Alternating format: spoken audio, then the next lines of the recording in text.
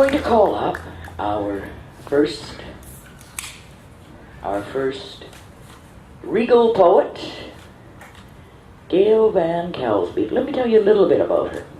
She's resided in New West until her early 20s when she moved to the Yukon with her husband to experience living in the North. Life was full of many adventures, including building a log home, raising 2 children, and working at their gold mine and earning a BA in communications from Royal Roads University. Gail and her family returned to New West in 2005 and now live in a character home in Queen's Park, so she doesn't have to travel very far to get here, where she continues to explore the craft of writing, and I may say quite successfully so.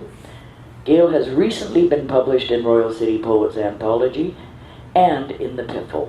She's becoming a very familiar face on the poetry scene here, right in the Royal City, New West. So please come up, Gail, and read for us.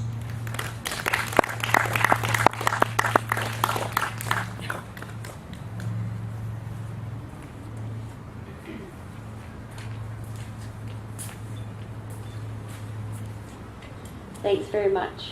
Candice, you know, it's funny, your poetry is so beautiful that when I listen, I close my eyes because then I can truly visualize what you're saying.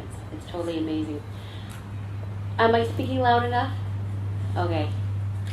I don't know if any of you have heard of Corey Monteith. I hadn't really. I've never watched Glee or anything like that. But I happened to be down in Vancouver by the Fairmont Pacific Rim, and they have this memorial for him. He's like one of the lead stars in the show Glee, and you may have heard in the news that he died due to an alcohol and drug overdose. And watching the people there and the memorial and the letters that were written in his honor, it just made me think about the fact that it makes me so sad that that happens far too often, where we have young people that seem to have so much to offer, and they get succumb to this kind of whatever darker side. So this is just really rough, and I actually just wrote it up kind of today. Did you know today would be the last day of your life?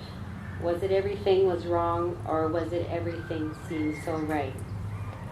Or maybe your actions did not contemplate this end. You thought you'd still be there for family and friends. Now those who loved you most have all been left behind. Many sleepless nights spent trying to get inside your mind.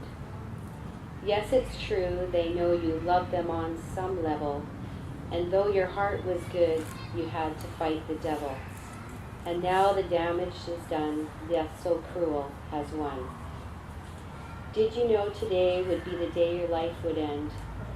Don't want to really think much about how your last time was spent. Was it euphorious or glorious, or did you just go numb? What was it you were looking for? Were you thinking of anyone? So many questions, because on the outside looking in, your star seemed much brighter than it has ever been.